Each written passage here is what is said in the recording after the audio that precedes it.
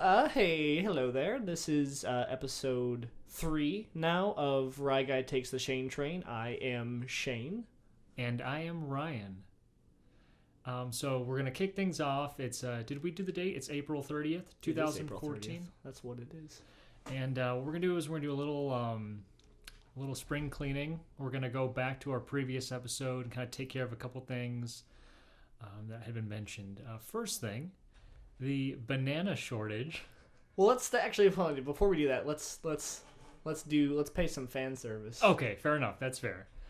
So first things first, we have our first super fan. Would you say it's a super fan? I would. The first person who is like freaked out about this. And Yeah, she seems to be gung-ho about what we're doing. She's shown a lot of support so far.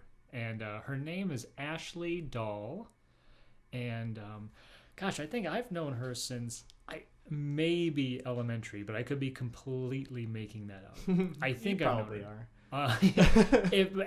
At the latest high school. Yeah, high school for me. I guess junior high. So Ashley Dahl, super fan. Thank you for listening. Yeah, Please thank you. continue. There's your shout out. There's your shout out. Next thing, Shane, why don't you talk about this whole banana thing? So yeah, we touched on the banana shortage last week in episode 2. And we didn't really have a whole lot to say about it. We couldn't verify the facts of that. We didn't want to. We didn't want to look up the facts of that. But somebody actually wrote in and sent us this email. Whoa. The banana shortage is totally possible. I will save you the Google search. They are being farmed faster than they can reproduce, and they are losing lots of trees to weather and disease. So thank you very much, Phil Fosdick, for that. Another person we went to high school with. Now I've known him since elementary school. Yeah. So thank you, Phil. I'm sure that's kind of scary. I did not realize there was an actual shortage. I know. I love bananas. Okay then. So something I want to talk about. You didn't care about that. I did not. I don't care that you like bananas. Something I want to talk about. There is something I noticed when I was listening to these recordings, getting them set. It's something I do a lot, and it's a filthy unchristian habit. And I notice you do it too. And let's try and stop each other. Mm-hmm. We say a lot. We also say or I say a lot. Because we were listening to that while we were getting ready one morning, and Inez was just like, "You say a lot. There's like." So I'm gonna try not to do that myself. Yes, we need to help each other out because I had this ingrained into me in freshman English by Mr. Fry. It shows a lack of like vocabulary and what have you. So no more and no more like, and we'll try and call each other out. Yeah. Because we're better than that. We are better than that. So let's get into it. Okay. So our first topic, we're going to talk about one movie that either everyone loves but we hate, or everyone hates it but we love it. So, or both. That seems like a good topic for us because that seems to happen a lot to us. Yes. Because we'll see a movie and like 90% of everyone that we talk to there we go. Okay, let's keep going. You can power through that. But yeah, it's very polarizing. Yes. So, oh shit. This is gonna be hard. You're gonna be sitting through this experiment with us. Okay, would you like to go first with your choice? Yeah, I'll go first. Okay. So I was thinking about this today at work, and I loved Lucky Number 11. And I feel like that wasn't a like. That's in conversation. So, but you could have said, I feel as if. Okay, well, I feel as if that movie didn't get the recognition that I felt that it deserved. Stylistically, I thought it was beautiful, like very, very beautifully shot, and the acting was good, and then the writing was really solid. And I just watched that movie, and it just makes me happy. So I feel like that's one that most, like, I don't know if it was panned by critics, but it just feels like that it had a very like lackluster reception. I would agree with that. I feel like it was one of those movies that time has forgotten. Mm-hmm. And it only came out probably like 2005? Yeah, that sounds about right. Or somewhere around there. Yeah. And I know I've only seen it once, and it was because you showed it to me. And I enjoyed it. It wasn't a bad movie. But yeah, I mean, like, it's not like one I've... Yeah, I mean, it's one of those movies that, like, I feel like okay, I feel that people will watch and will be like, I like that movie. That's a good movie. I won't watch it again, but I enjoyed it. Like what you like almost what you were saying.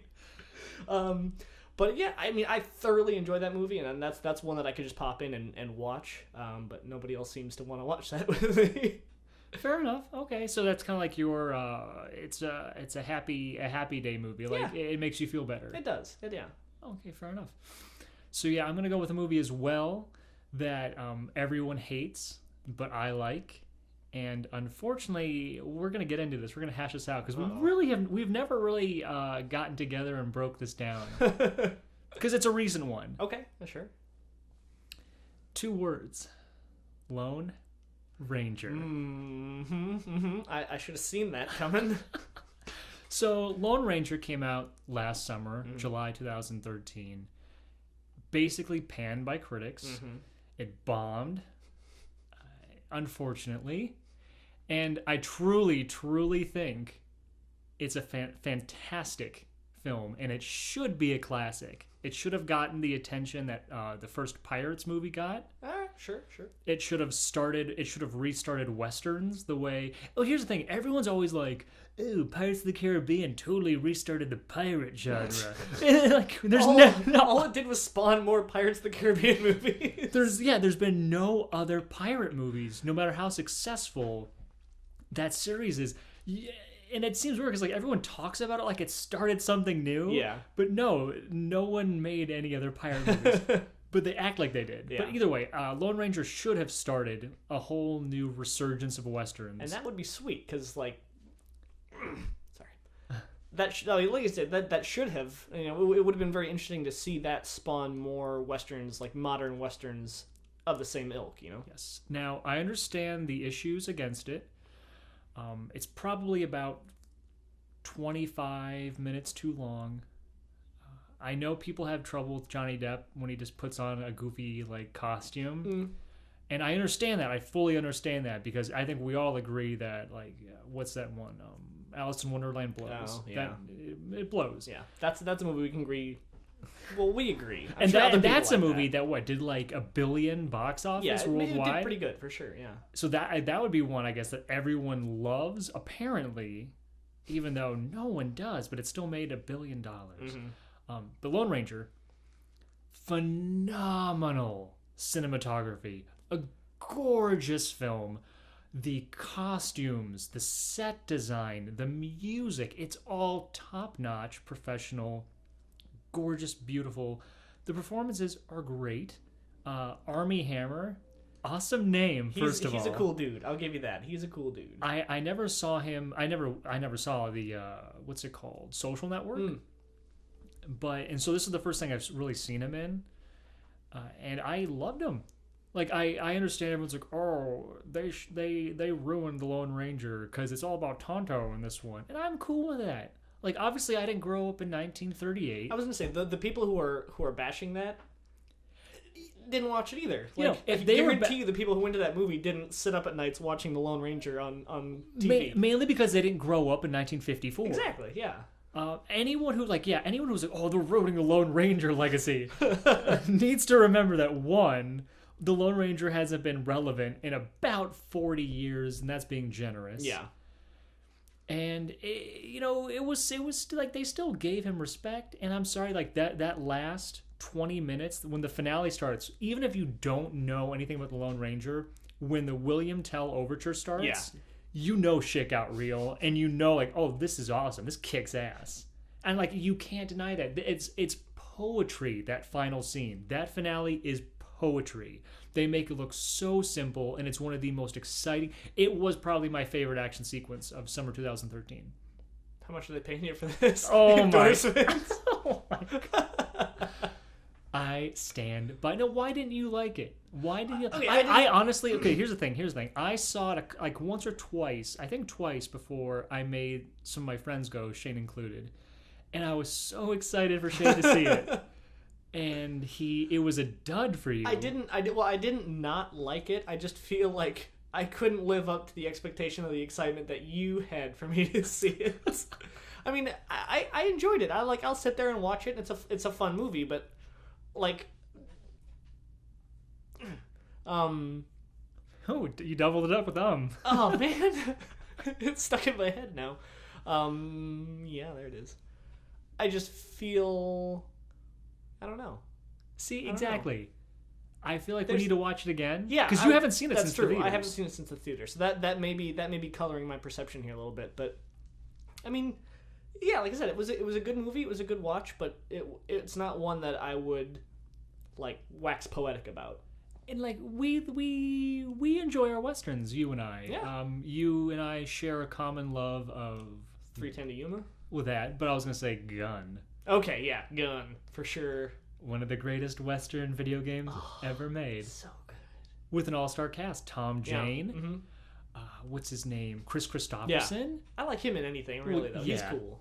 And Chucky. I can't think of his name right now. Brad Dourif. Yep, Brad Dourif. It's a fantastic game, and I thought, oh, this will be so great. Shin will love it, and didn't happen that way. But anyway, yeah, my choice, Lone Ranger. If you haven't seen Lone Ranger, at least rent it. And the thing what happened is, so many people, because obviously no one went and saw it in theaters. Yeah. But when everyone started renting it when it came out on video, everyone was like, wait, this was supposed to be the worst movie ever, and like this was the bomb of summer 2013. Why? Mm-hmm. Because I don't understand the critical. I would say it's mostly bashing. the like people won't see the movie, but they'll listen to the critics and take their word as gospel. Like if it's critically panned or critically praised, they'll get it ingrained in their head before they see it. Like, oh, that's the worst movie that I'll ever see, or oh my god, that's like an Oscar pick, you know? If you are someone who I hope you're not, but if you're someone who uses Rotten Tomatoes to judge whether or not you see a movie or not, Yeah, you gotta sort your life out. gotta help you. Because make your own decision, make your own opinion. Now, obviously, if it's like that dumbass like A Haunted House 2, I think I think we can all agree. That's yeah. Go with a Rotten Tomatoes review of those. But like you don't even need Rotten Tomatoes for that. You can see the trailer, you don't laugh Yeah. once, and you're like, oh, this actually is Will be bad. This is garbage. Yeah. So, but yeah, Lone Ranger, folks, if you haven't seen it, give it a shot. And Lucky Number 11, Yeah. I enjoyed it. life's too short. Wait, I don't know if that's the right thing I want to say, because then it'll be Life's life's meant to be enjoyed. Rent a movie. Rent a movie that you may not like. Okay, let's move on. All right. Okay, so best adaptation of a book or comic, or worst adaptation. So we're gonna go with just adaptation, whether it be a book, a comic, a poem, a piece of music, whatever. If it was adapted into a movie or TV show, what have you, whether you want to talk about the best or the worst. Shane, start us off. So, I love this movie. Okay. I love it. I'll start off by singing its praises. Okay. It's awesome. Don't get me wrong. I don't want any hate mail coming at me. But I'm going to talk about The Never-Ending Story. Oh, very nice. I Yeah. appreciate your choice. So I love the hell out of that movie. Sure. It's awesome. Classic 80s movie. It really gets your blood pumping. It's kick-ass. The book is like a million times better. Like that book is so like it's like they had a big old like hunk of butter and they scraped off the top layer and that's what they gave you for the movie. Like it's good, it's still butter, but it's just a little tiny bit. So if you read the book, it goes off on all these other crazy stories and like Bastion goes into like the never-ending story like world and he's essentially a god. So he goes into the never-ending story world and he's got his book and essentially Hang on, real quick. Spoilers. yeah, spoilers if you haven't seen it from like 86 or whenever it came out. But yeah, it's so cool because he goes in there and he literally like anything he says or imagines like happens. Like, oh, I want this giant lake full of acid right here, and poof, it'll be there. And he's like literally a god in this world, and like just so many different crazy things happen. And then like the movie, I love, like I said, only touches on a few little tiny bits and focuses more on his story trying to travel through, where like the book it's like rivers of knowledge going all different types of ways. That is just, I understand that they couldn't have adapted it that way just because it was so complex as a book. But yeah. So I have some questions for you then. Uh-huh. First, now I haven't seen Neverending Story in a while. It's been a couple of years. And now, from my memory, the movie was basically really who was the boy? The actual, like, the movie starts in reality, the real world, with the boy. What was his name? Bastian. Bastion. Or Sebastian. Sebastian. Oh, Balthazar Bucks, yeah, right? Yeah. Bastian Balthazar Bucks. So, but if my memory serves me, he's not really the star, and it's not really about him either. No. It's all about Atreyu. Atreyu. Yeah. Is that the case in the book? Or is it really is Bastian our protagonist in the book, and Atreyu is more supporting? If I remember correctly, that's exactly how it is. Because I mean, he goes in there and it's like he teams up with Atreyu. That whole thing is there, but it's really more about Bastian's like adventures in the Neverending Story. Because Bastian doesn't even go, right? And in the movie, he does, like in the very end when it's all broken to hell. He goes and he like. He talks to the Empress there in her world that's now all shattered. Yeah. But that's the only time he's there. But like in the book, he's there like kicking ass and having all these sorts of adventures and all this different stuff. It's insane.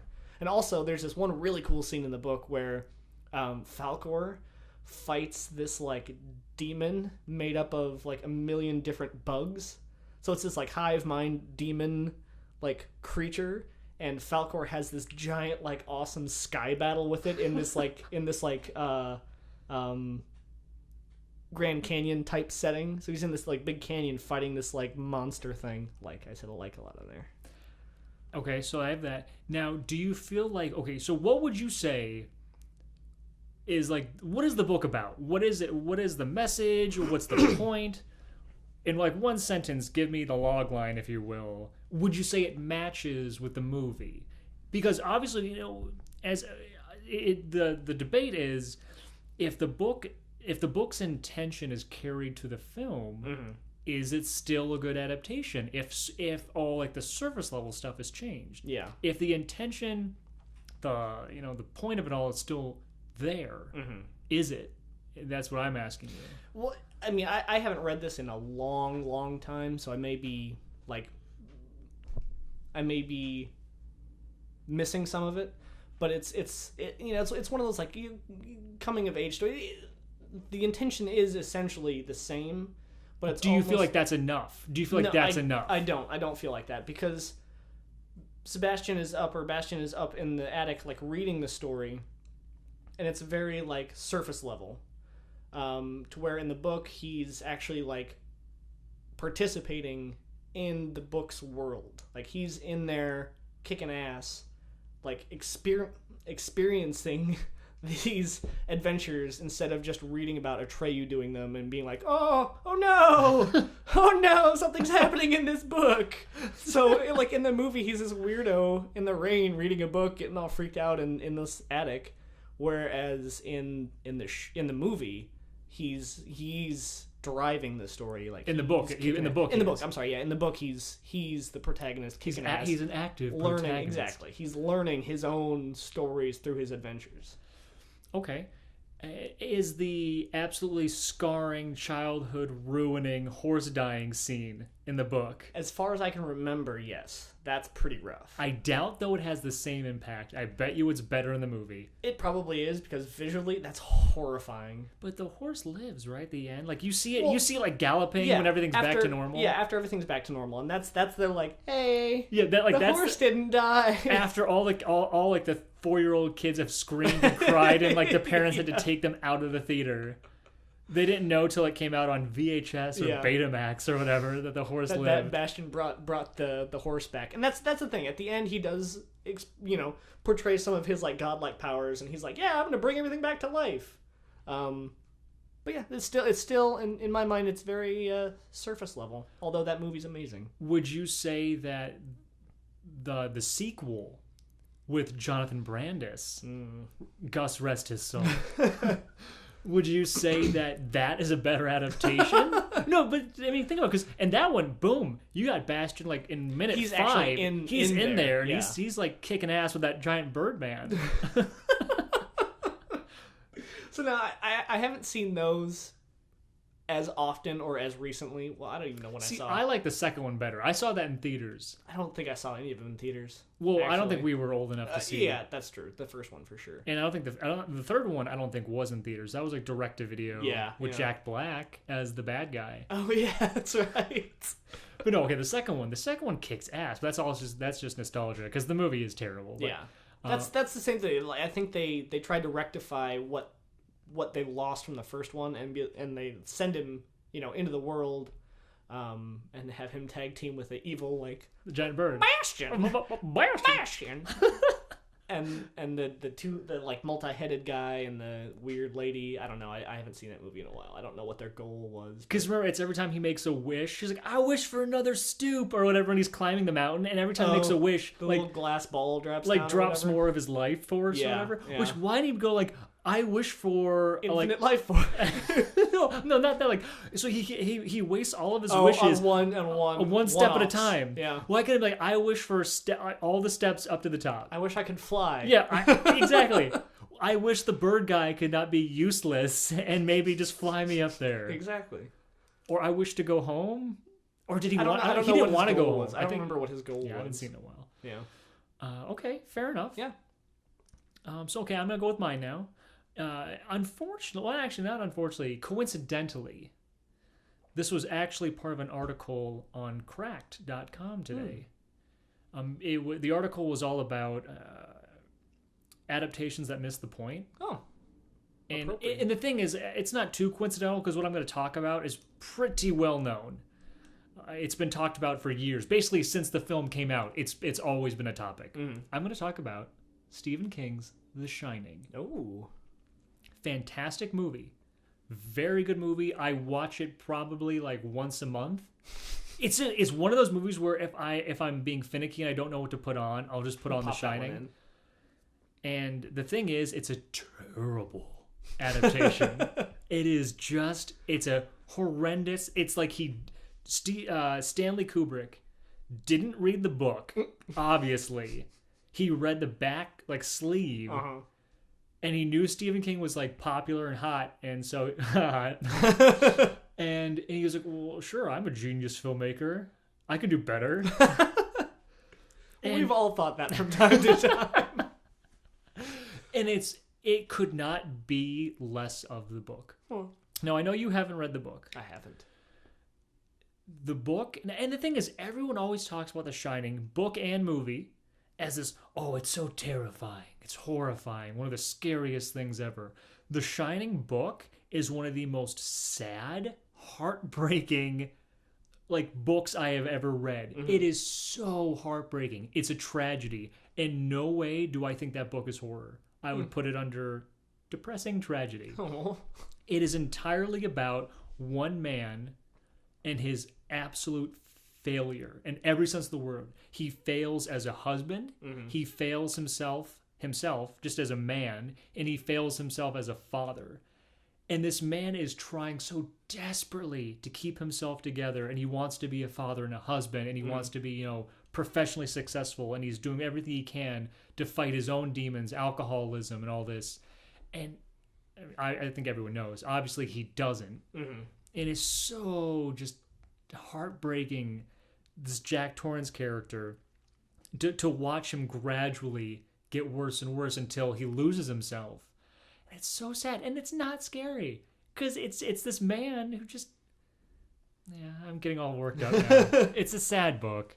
I mean, obviously there is scary stuff. There's the woman in the bathtub. That's always kind of creepy. But yeah, and obviously the movie is just Jack Nicholson, who is amazing at everything. But still, from frame one, he's a psychopath. Yeah. And nothing I'm saying is new or original. Like Right. everyone has talked about this, but it's still it should be talked about because it's such a strange case Choice. of yeah. Yeah. I don't get why they thought Jack being a bad guy From the get-go. from the beginning. Yeah. In the interview, you're like, oh, this guy's gonna kill someone. He's gonna cut someone up. Yeah. You really think about that from Jack Nicholson no matter what, though. So that kind of happens naturally. And just changing things like the fate of the chef, the cook, Halloran. They completely changed that. And there's also the question of whether or not the ghosts are real. In the book, they're very much real. In the movie, is it just Jack being insane? Right. There's that what if. But then obviously you see Shelley Long running around when she sees like all the skeletons in the ballroom and all like the cobwebs and then the blood from the elevator. So it's like he didn't know whether or not he wanted. Yeah. He didn't commit to a choice. Right. You still wanted that what if, but then there's Shelley Long interacting with all this stuff too. Though I'm so glad that they still kept in the I don't want to get too filthy with this. The pig bear thing. The man bear pig. The man bear pig. That's exactly what it was. I'm so glad they kept him in. In the book, they explain who he is because in the movie, it's my favorite shot of the entire film. It's like I think it's like a 70s zoom. Yeah, right? it is. It's like a like weird a snap zoom of this man bear pig doling out BJs. I wasn't sure what this was going to be rated, but I guess we decided that was tame. that's PG-13. That's right? PG-13. Maybe. Yeah. You see this man bear pig. It's a party guest wearing this terrifying like paper mache half like the kind of costume you'd see all ratty and nasty in the back of a high school drama department costume closet.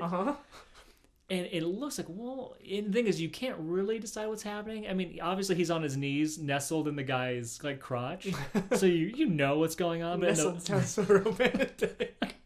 But in the book, they explain like obviously there were these raucous parties, and there's these two guys, and obviously the one in the bear costume is kind of like the submissive person in the relationship, and like he would do tricks for everyone. Like I think they made him bark and stuff. I haven't read the book in a couple months, but so you knew who he was, and you kind of like. And I think he handed out favors, if you will, party favors, to a lot of people, like at the parties. Like that's what he did. Yeah. So anyway, I'm glad they kept him in there. When I was little, obviously I didn't know what was going on. Like I didn't. But honestly, like when I was little, that's terrified me. Sure it is. Scared me half to death. But now, like whenever I see Man Bear Pig, I'm like, you just keep doing it. There he is. Good for you. You have fun with that. Like obviously, there are people like the ghosts there are still having fun. There's I think his name is Horace Derwent, something like that. He's like kind of the main party ghost. He's the one who says to Shelley Long, he's like, great party. And he's got the blood. Yeah. He's also more of a fleshed out character in the book. And like, they're all kicking ass. Nice. They're having fun. It's a party still for them. It's like a 24/7 party. Sweet. So yeah, that's The Shining. I would say it would be one of the worst adaptations. Still a phenomenal movie.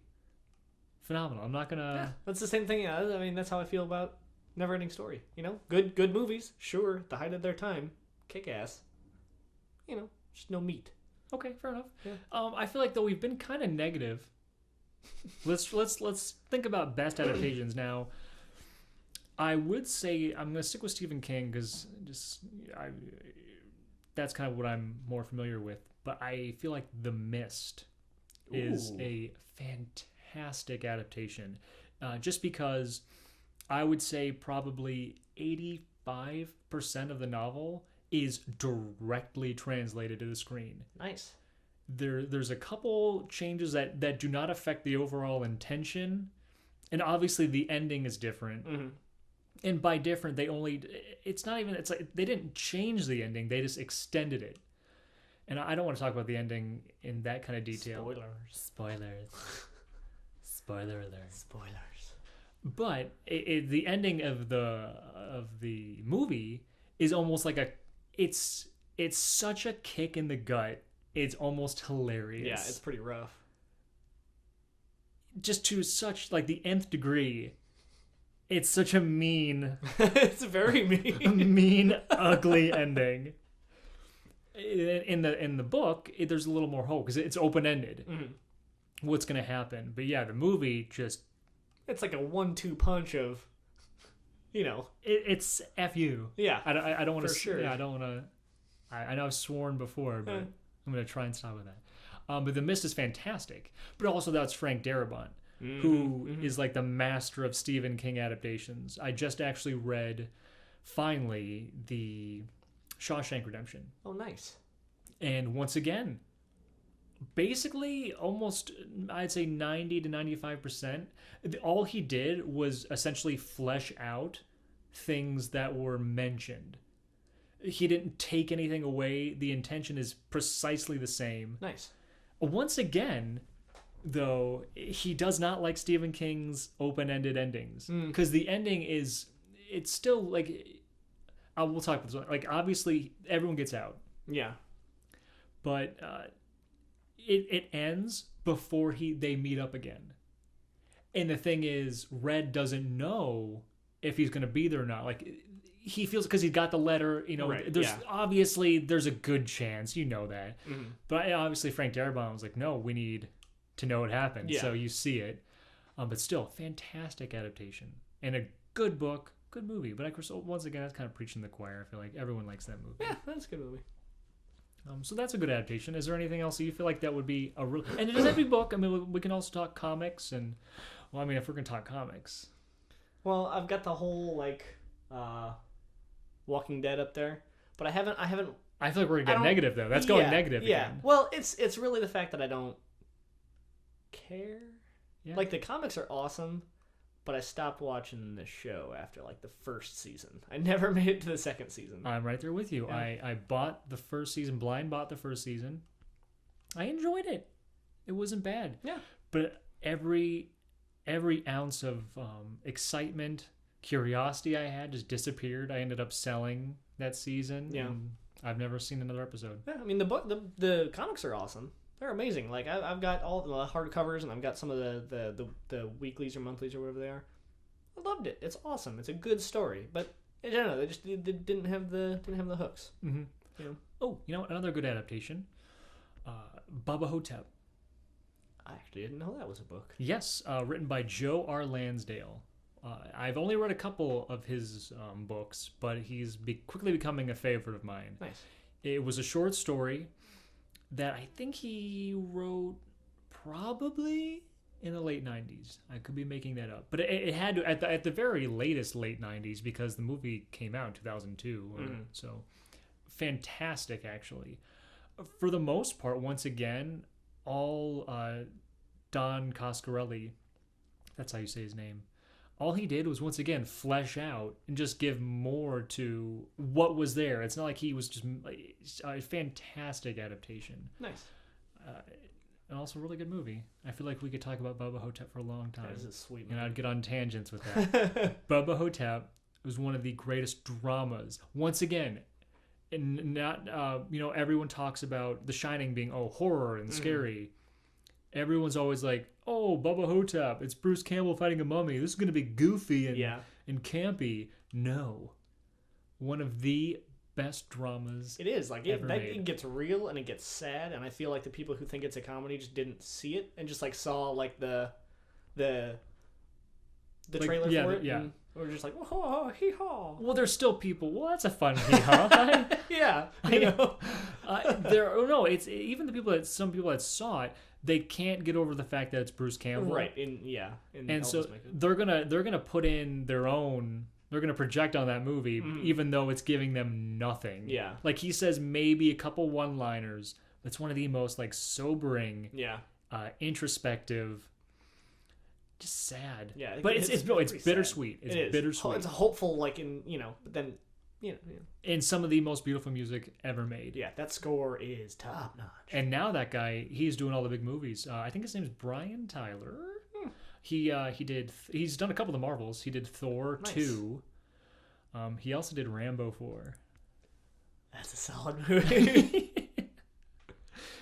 And Warm Bodies, another good adaptation. Also didn't realize that was a book. No, I did. I did know that one was a book. Yes, Warm Bodies, fantastic.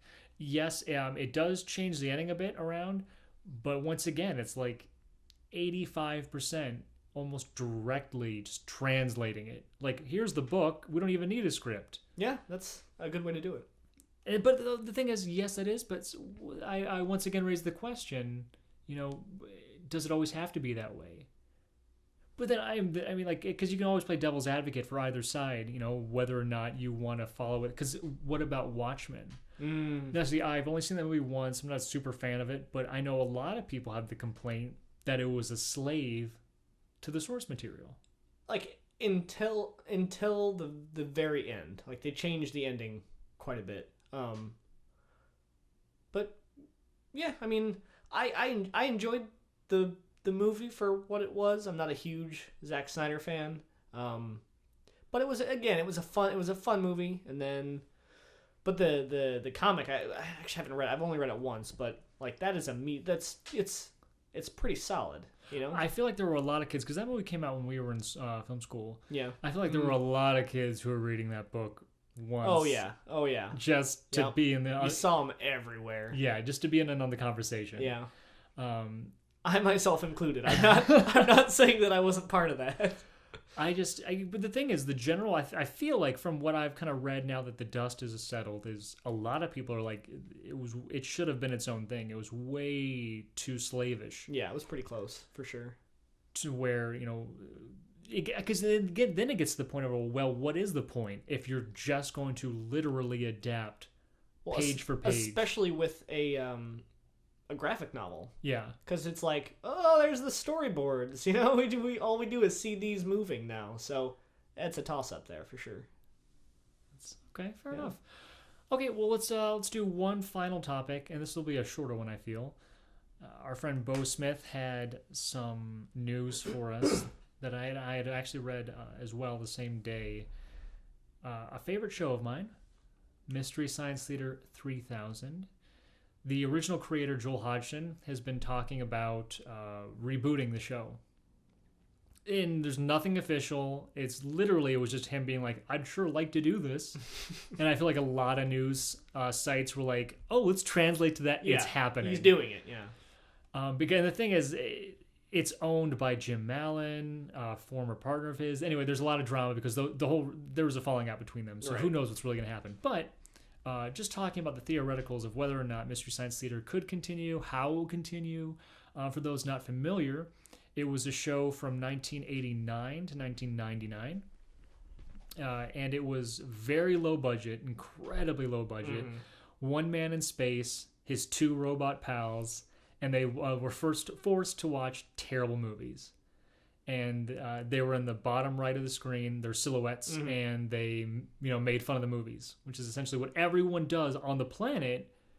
And for some reason, Joel Hodgson was the first person to be like, let's make a show about this. Let's officially do this. Let's get paid to do this. Yeah, exactly. And one of the best shows ever, I think it is my number one show. That is my favorite TV show of all time. I always watch it I'd say at least once a week. I will put on an episode. Nice. And so they're talking about, the idea of rebooting it. And I know the idea was, well, Joel was a host for 5 years, then he left, and Mike Nelson, Mike Nelson. God. Why did that throw you through a loop? I feel ashamed to forget, but it sounded weird coming out of my. You know why though? Because I'm thinking of a Mystery Science Theater quote from The Melting Man. There was a character. The main character is Dr. Ted Nelson, and they kept going, "I'm Dr. Ted Nelson." So okay, I'm sorry, but anyway, Mike Nelson then was the host for the rest of the show the next 5 years, and so Joel said, "Well, there should be a new host." And he's right. That does make sense. Even though I'd rather see Mike, I'm a Mike guy. It would have to be, if they went new, it couldn't be anyone from the West Coast or the East Coast of the country. Elaborate. That seems oddly specific. Mystery Science Theater is so purely Midwest. All right, sure. It was created and shot in Minnesota, if I'm not mistaken, or I think close to Minneapolis, or if not Minneapolis. Nice. Either way, it's a Midwest show. Everyone on it, the writers, everyone, it was all Midwest. And and you can tell it has a feeling that it's not, very glossy. Right. And there's no bullshit.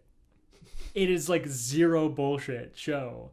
If you had someone from like some actor or whatever, some comedian from the West Coast or whatever, it would not feel like Mystery Science Theater. You need some like blue blood. Yeah. Who, like an everyman. You would need an everyman. Oh, sure. And I feel like I'm sure there are tons of comedians, even in the Chicago area, I'm sure. But I don't know. I don't really know that scene at all. But either way, if they're going to do a new host, it should be Midwest, true, and blue. Yeah. Well, that makes me... Well, I mean, not the Midwestern thing makes me wary, but like comics in general just always make me nervous. Well, here's the thing, though. Most of the writers, if not all the writers, initially were all stand-up comedians. Joel Hodgson was... I knew that. So, I mean, like, you can't be too... I'm just apprehensive, in general.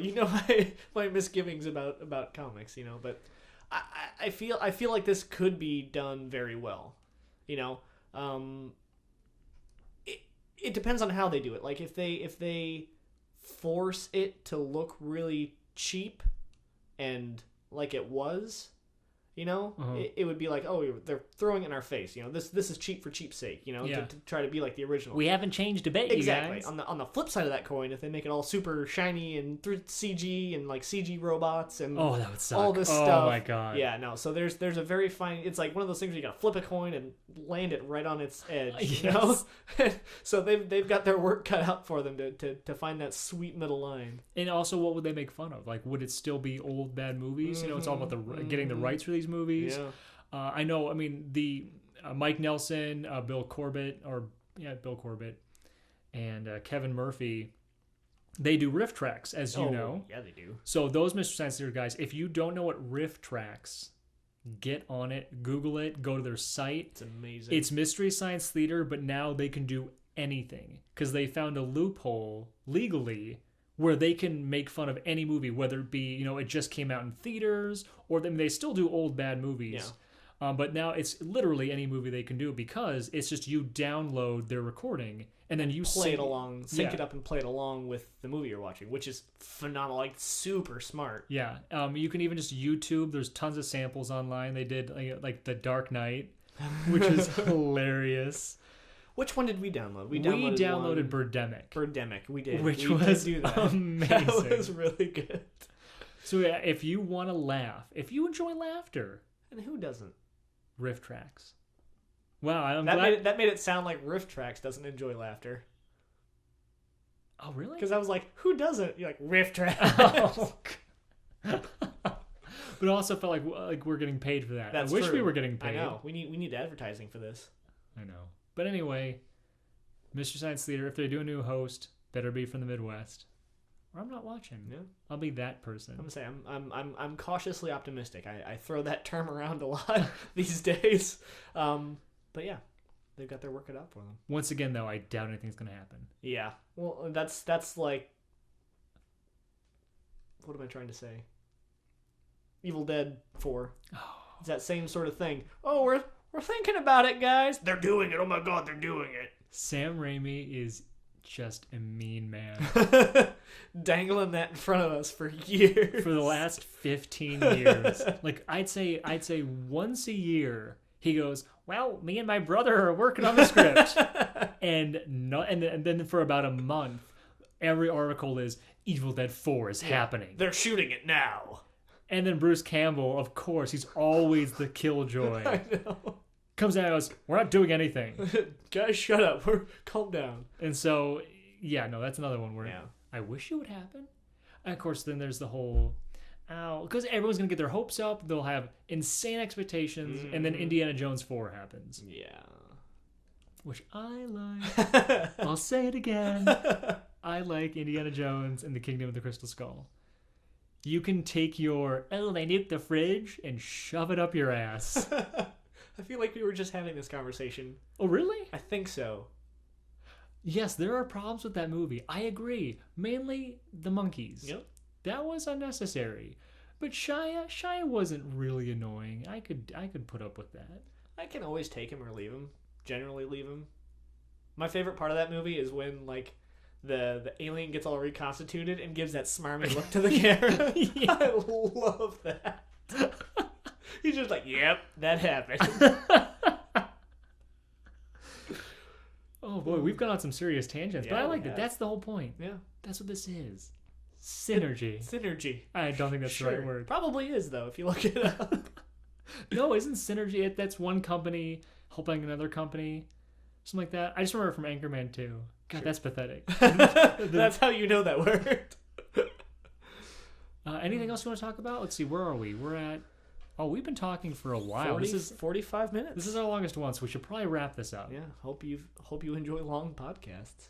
Well, no, normally podcasts are like an hour. That's true.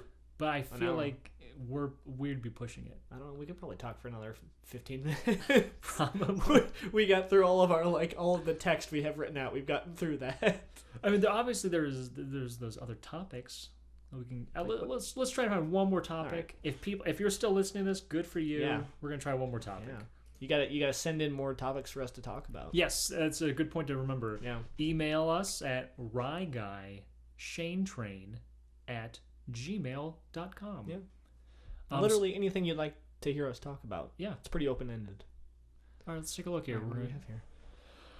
Why don't you go to Paul's? Because Paul sent us quite a few. Oh yeah, there's a bunch of them. Go to his first one. Oh. Okay, so let's see here. Best adaptation of book to film. Well, we kind of talked about that, Yeah. but I don't know if we did best. But anyway, we could do best actors who played superheroes. That's a fun one. I already know exactly what I'm going to start rambling about. What? Well, actually, no. Okay, there's two. Okay, let's do it. Our final topic: best actors who have played superheroes or mythological characters. Mythological. Okay. I've got two. I'm going to kick things off though. I'm going to go in chronological order. Sure. And I'm going to go with, in my opinion, obviously, the number one Batman of all time. Can you guess? Michael Keaton. Of course. That's a no-brainer. Michael Keaton is the best Batman of all time. I would agree with you. Yeah. Christian Bale, he's fantastic. He's great. I know everyone makes fun of his growly voice, but Michael Keaton, everything about him is flawless. But that's also just Michael Keaton. In general, yeah. Just everything. He was so cool and dangerous And likable. and crazy. Yeah. Absolutely crazy. What I liked about his Batman is that he killed. Yeah, he was hardcore. You did not mess with Michael Keaton Batman, or you'd get your shit ended like pronto. He does not care if you're like a top tier villain. Yeah. He's gonna end your shit. Like, and that's the end of it. Joker, he wrecks Joker. Yeah. The Penguin, though, he didn't really. Well, he inadvertently kills Penguin because he has the bats come out of his bat plane and they like mess with Penguin and he falls through the glass. Mm-hmm. So I mean, you could say that's death by like Chocolate. association. But still, and like when Michael Keaton blows up that strong man with the bomb, he sticks it like in his pants. So the thing is, Michael Keaton was cool. Like a capital letters COOL, cool Michael Keaton. Just his look, the way, and he mastered how to act in the suit. Like I know that suit was restrictive on him. It was like basically walking around in a coffin, dipped in like wax. Yeah, like he couldn't really move, but his body language, the way he worked in that suit, he defined how we saw Batman. After Adam West for so long. Yeah, for sure. Adam West is cool, but not. It was a whole nother level there. Yeah, a whole other Michael Keaton level. He took us into the stratosphere. the way when in his Bruce Wayne is amazing. Like he's a little smarmy, but like it works. I bought it in Japan. Or no, it's Japanese. How do you know that? Because I bought it in Japan. I bought it in Japan. Oh, he's so cool. So yeah, Michael Keaton, phenomenal. I wish he would have done the third Batman. Obviously, he didn't want to because when Tim Burton was, left the project, was thrown off the project, Michael Keaton, he knew Joel Schumacher was coming on. He could see the writing on the wall. He wasn't a fan. I remember his fake bullshit excuse. I don't want to be typecast as Batman. Come on, that's like the worst problem to have in your life, being typecast as Batman. I just don't want to work with Joel Schumacher. Well, that was it though. I know, yeah. They offered him buku bucks. They offered him so much money. They threw money at him, and he was like, "No, this isn't going to happen." So he left, which it would have been interesting to see how. The thing is, Michael Keaton would not have fit in Batman I Forever. feel like it would have been depressing to watch. Even if it turned out to be interesting, I feel like you'd see it and just kind of feel hollow inside. Well, he would have won. He would have killed Riddler the first scene he met him. Riddler would have been dead. Well, he would have been, but you would have wanted him to do that. In Joel Schumacher's reality, it would have been all sparkly and bright, and he wouldn't have actually killed him. Well, that's what I feel like. Yeah, Michael would have been fighting tooth and nail every second. So it would be like watching a caged lion, not eat somebody, while fireworks are going off around it. Okay, fair enough. Do you feel like just obviously you agreed with me? What did you feel like? Obviously, George Clooney he doesn't count at all because he was literally just playing George Clooney. Yeah. Hi, Freeze. I'm Batman. I'm George Clooney. And I feel like obviously Christian Bale did a fantastic job. Mm-hmm. He was obviously perfect casting. Who should play Batman? Patrick Bateman. Absolutely, he should play Batman. So that was great, but still, Michael Keaton, he set the standard. No one has surpassed Michael Keaton. Yeah. Number 2, best actors who played. Do you feel like you know where I'm going to go with this? Best actor who played a superhero? Oh, superhero? Didn't you just answer that question? No, I had two. You had two of them. Think about what's happening, what's going on film-wise right now.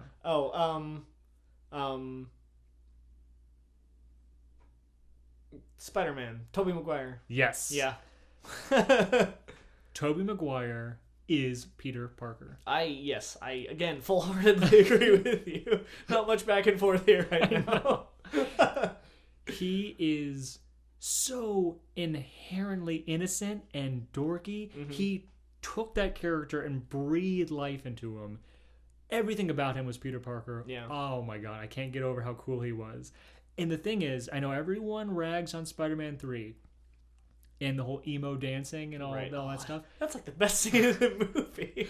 And the thing is, that film's obviously there are legitimate problems with that movie. Sure. Absolutely. We're not going to get into that because it's all behind the scenes stuff that was out of Raimi's control. But their only crime as far as emo Parker is concerned is they were loyal to the character they created. 100% they were absolutely to the bitter end loyal to their character. I don't get the fascination with the black-suited Venom Spider-Man. Oh, we want to see Peter all dark, and we want to see him kill and rob people. Right. That's not Peter Parker. And if he's going to become evil, the Peter Parker we knew from those first 2 films was not going to start slaughtering people and robbing and killing. He was going to be the worst version of himself. It doesn't make him a new person. It amplifies his. So he was evil dorky. You know? But what would happen if this innocent? Because he's a Boy Scout. He's absolutely a Boy Scout. What's going to happen when a Boy Scout he just becomes an arrogant little douche. And that's amazing. He becomes what Spider-Man was in The Amazing Spider-Man, essentially. And the thing, what's amazing is he thinks he's cool. Yeah. That's so awesome. That's what people don't get, though. They see that scene of him dancing down the street, and they're like, oh, gross. But it's him, even the women in the film are disgusted by him. Yeah. And, for some reason, people choose to ignore, yes, we get it. He's being silly and funny. They ruined Peter Parker. But they knew what they were doing. Because they do those, those snap zooms to those women walking by and just going, ugh, what? And he's kicking ass in his own little world, being all like thinking he's hot shit and stuff. But like the audience can see it, and everyone else in the movie can see it.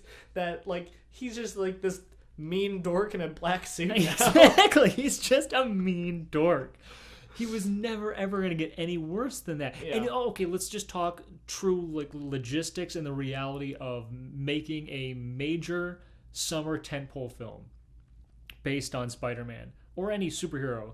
You're spending millions of dollars on first of all just the movie itself. Yeah. Then you have to think about, merchandising, promotional tie-ins, all this stuff. They were never going to have their hero go as dark as lame non-fans wanted him to be. Mm-hmm. You couldn't do that. Yeah. You couldn't spend $200 million on a movie and then have your hero kill someone. Yeah.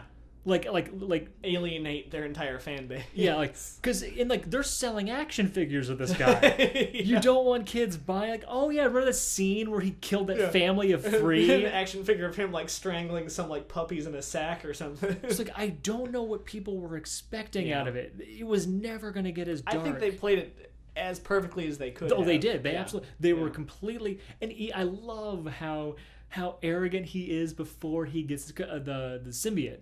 Just because he in this film it was all about the sin of pride, Right. and how he was starting to get full of himself, and he was starting to believe his own press. Mm-hmm. And I love that scene where he's having dinner with Mary Jane, and he's oh yeah kids wearing me on their sweaters. It's a big Halloween item. Tobey Maguire nailed it all 3 films. He is one of the best actors to play a superhero. Nice. And obviously we only talked about Peter Parker, but I mean that's really the more important as far as I go. If you care more about Spider-Man, just watch the cartoons. Yeah, that's true. What about you? I was actually thinking there's a whole cavalcade, of actors that fall under this category, but James Bond.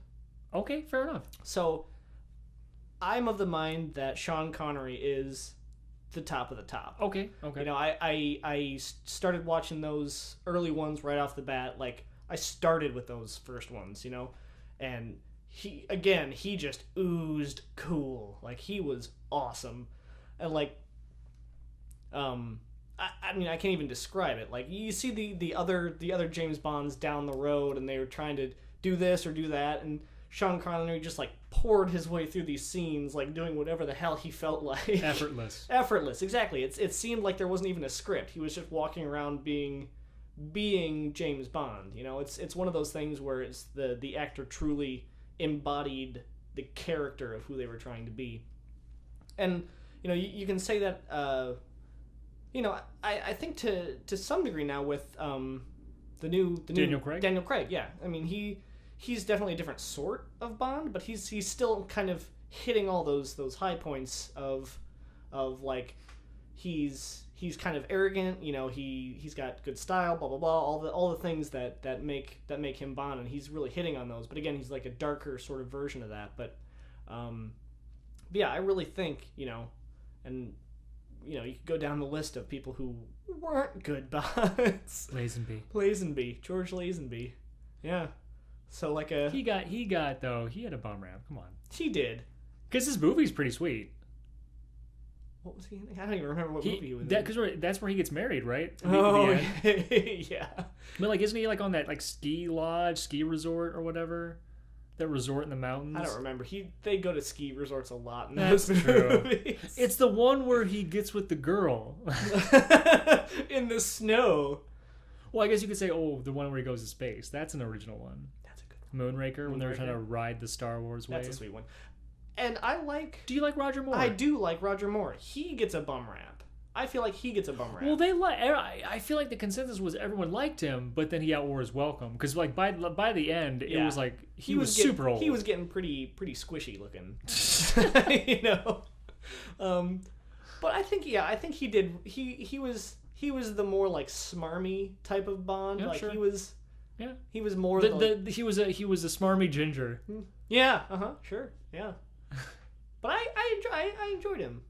Were you? What do you think about Dalton? Because the thing is though, you sigh at me, but Dalton did Daniel Craig before Daniel Craig did Daniel Craig. That's confusing. I agree. Yes, but I feel like all right. His biggest crime here was he may have been ahead of his Bond time. Yes. For what he was trying to do, because again, pre him, it was all these people who were like, "Oh, I'm the cool Bond, you know, I'm the ladies' man Bond, blah blah blah." And then Dalton comes in and he's I'm a murderer. I'm angry and mean, and I kill people like ruthlessly. You know, I just don't think the fan base at that point was ready for what he was doling out. Timothy doling out. Timothy Doling. And I'll be honest, neither was I. At that time, it was probably what it was. You know, I saw him, you know, it just wasn't like what I knew of Bond, you know? So yeah, I guess you could say he kind of got a bum rap there too, but I don't know, it just didn't hit home for me. Now, I'm not as big as James Bond fan as you are. Mm-hmm. You know, I've seen all. I think I've seen all of them at some point, but you know, I haven't seen a lot of them in a while. But I was always a Brosnan guy. But I guess that's also when, like, around our age, where we could really start seeing. In fact, that was the first Bond film I think we could really see in theaters. Because before that, I think the last Bond by that time was like '89. Yeah, there was a big gap there. Yeah. So, and I know Goldeneye came out in '95. Mm-hmm. So I mean, really, obviously, that's kind of quote unquote our Bond. Sure. I liked Brosnan. I thought he was good. Yeah. But see, the thing is, and you're almost silent talking about it. It's like that. But the thing is, that silence says something. Where you're like, that says more, I guess, than if you were to start talking about it, because you know you've been talking about Brosnan and Dalton, and then I bring up Pierce. And you're like, yeah, he's cool. Yeah. But again, like I said, but I think even before I was watching Goldeneye when it came out, I was watching those older ones, so I had seen those first. And then again, it was another change in the Bond like style, and I liked it. I thought it was a kick-ass. Like Goldeneye is awesome. Yeah. But again, you know, it's not much for me to dole out there in terms of waxing poetic. Okay, fair enough. Yeah. All right. Well, I feel like that's been a good length. Yeah. Hopefully, we're still recording here. Okay, it looks like it. Okay. So once again, you know, send in any questions, comments, topic ideas, anything at all to ryguyShaneTrain@gmail.com. The address will be on the picture. So send in your questions. Thanks for listening. Shane? I feel like he kind of rolled slowly down. It's just gonna go to send them in. Send them in. So. All right. Well, yeah, thanks for listening to our now hour and 2 minute long podcast. If you honestly listened to this whole thing and didn't skip through it, I'll never know. You should write us in and tell us. Yeah. If you listen to the whole thing. Ashley Dahl, if you listen to this whole thing, you're going to get the very first Rye Guy Shane Train t-shirt. So, which we have not yet designed. We're going to quiz you. We're going to quiz you on this. There you go. If you don't answer all of our questions correctly, then you don't get the t-shirt. You don't get the t-shirt, yeah. All right. We've got it all ready. All right. Cool. See you guys next time. Thanks for listening.